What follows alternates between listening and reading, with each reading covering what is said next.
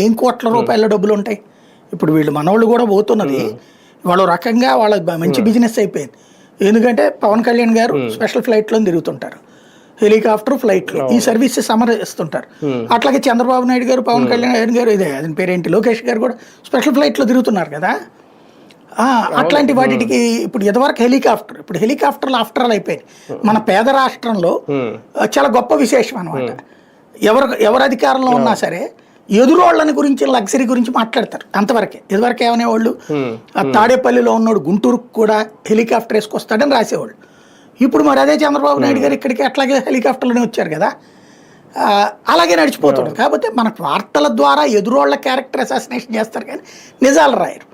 అది పక్కన పెడితే ఇక్కడ ఆ స్థాయి మెయింటెనెన్స్ జరిగిపోతుంది. ఇక్కడ ఇప్పుడు ఈ వెంకటేష్ నాయుడు అనేటటువంటి వ్యక్తి పవర్ బ్రోకర్ అయి ఉండాలి. ఈ ఫోటోలన్నీ చూస్తుంటే అర్థమవుతుంది ఏంటంటే పవర్ బ్రోకర్, అందరితో ర్యాపో మెయింటైన్ చేస్తుంటారు. ఎవరికి ఏ పని కావాలో చేపిస్తారు.